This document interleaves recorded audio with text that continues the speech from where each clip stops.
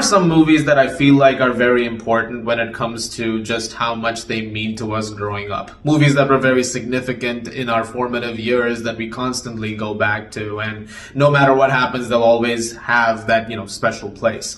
Top Gun for me is one of those movies. It meant a lot growing up, and it was a very integral part of growing up also because my dad was in the Navy. I've talked about this, I think, before. I think I did so in the Top Gun Maverick review, in fact.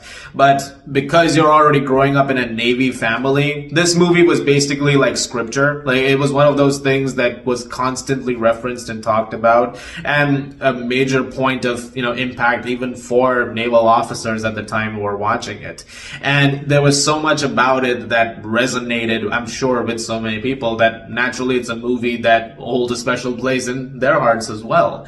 And growing up, of course, that became one of the movies that my dad constantly referenced. Like, you gotta watch this movie. So I remember watching it for the first time, and it just, completely blew me away. These aerial sequences where the planes are, having dogfights and these training exercises, they were all so beautifully executed, all through that very impressive soundtrack, which had so many great songs in there, and Harold Faltermeyer's score. Eventually, I got to see it on the big screen when it was the 30th anniversary year. I believe it was like 2016 is when I saw it on the big screen.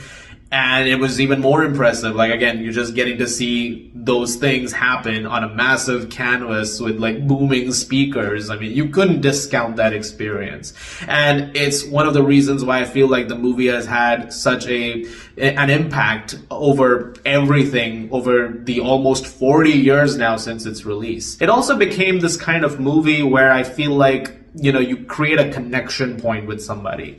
I feel like all of us, when it comes to, the ones who raise us, the ones who like we look up to as children, there's always something that brings you close to someone, right? Like there's something that just, bridges that gap together, if you will. I'm blessed to have the fact that my parents were very close and still are very close. But I feel like there's a few movies that just, were very like focal points in making more of that, like making that bond tighter. Top Gun is definitely one of those movies. There's a couple of other Tom Cruise movies. I'll talk more about those very soon. A little spoiler alert for what's coming next.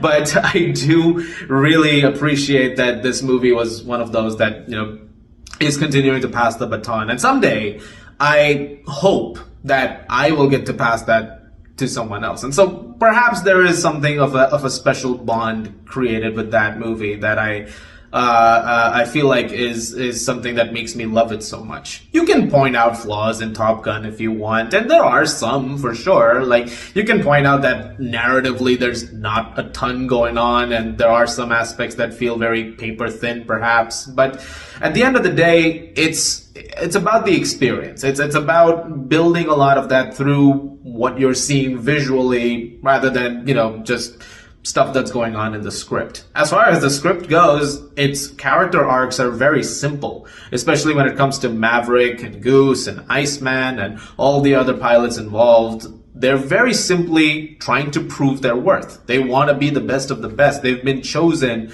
to go to Top Gun, which is not something that any pilot can just do. Like, it's something that they have worked towards, and then eventually they're being brought to a point where they can take that to the next step.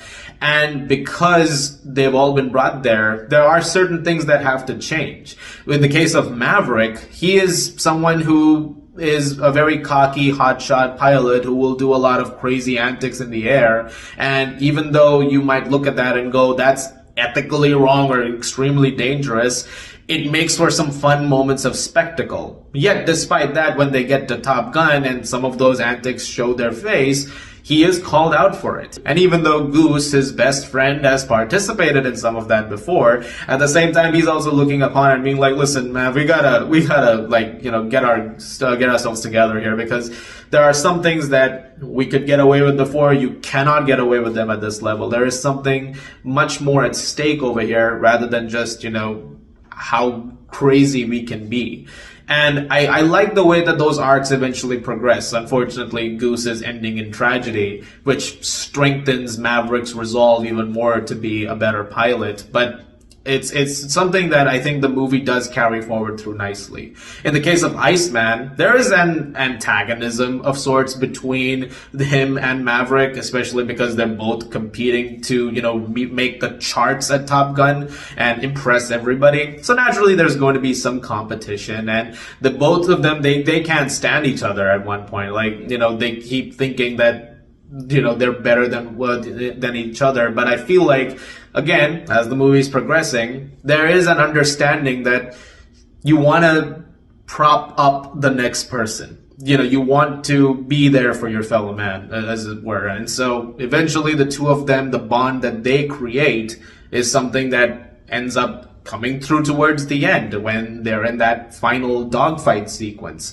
And Val Kilmer and Tom Cruise, like the two of them, are really great in it, as is Anthony Edwards as Goose, those, being the three main characters that we have. And then you have Kelly McGillis as Charlotte Blackwood. Charlie was the instructor at Top Gun, trying to, bestow upon like what else can be done as these pilots are making their way up the rungs over here. And eventually the romantic connection that's established between Maverick and her is also nicely done. It's very much, like it is prime 80s movie material. Like it really fits the time that it is set in. And that's actually one of the things that works about Top Gun Maverick as well. Like, she's not in the second one, but Penny Benjamin, who is referenced here in that one point in the opening scene. With a history of high-speed passes over 5 air-controlled towers and 1 admiral's daughter. Penny Benjamin. I like what they did over here, and I mean, she gives you the best line of the movie, the most quotable line, the idea of, being Mach II with your hair on fire, which I love that line. You're not going to be happy unless you're going Mach II with your hair on fire. You know that. Just trying to get through to Maverick, who doesn't want to do this anymore because Goose is no longer there. And again, eventually refinding his resolve and all of that. Of course, you go to Top Gun for the flight sequences, and I already talked about those. They are incredible. The fact that those are very, very real, and the fact that they were pulled off as well as they are, it is a staggering achievement in filmmaking. It is really great stuff. Eventually, Tony Scott did do a few movies like that, like, Days of Thunder. Side note, 1 second.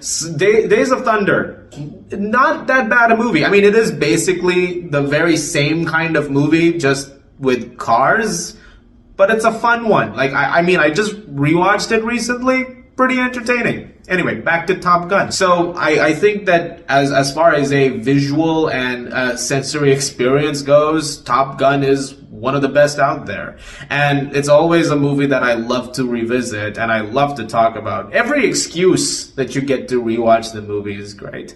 And it's one of those things I go back to, especially when it comes to, family, because every time we talk about Top Gun or, rewatch Top Gun, I feel like it's immediate, like, you're logged into it.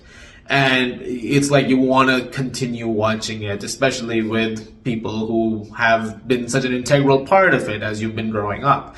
And, it's one of those things that you just do not take for granted. It was pretty much the greatest thing ever. It was like the coolest thing ever. Everyone talked about it. Like, it's not just my thing though. It's just the interesting thing. Like, at the time, I remember there were other friends of mine, also, Navy families, and all of them had like a Top Gun story. All of them had a very special Top Gun story about how much Top Gun meant to them. One of my friends joined the Navy after. I think he's got a story about how that movie inspired him to join, which would not surprise me at all. Like, it is such a blueprint of that. But it's not just, again, like the movie says, it's not just about, being cool and flying planes or, going off of aircraft carriers to Kenny Loggins. At the end of the day, it's about the responsibility and what you bring to that job. You have more to do than just, do inverted 4G dives and stuff like that. I also realized the timing of this video because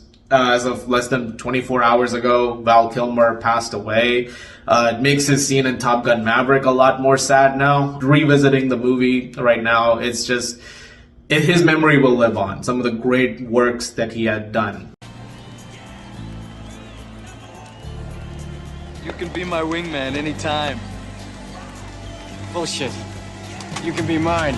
So guys, this is just something I wanted to do. I've had this on my list for a while, to redo for a while, because again, such a special movie, you want to get it right.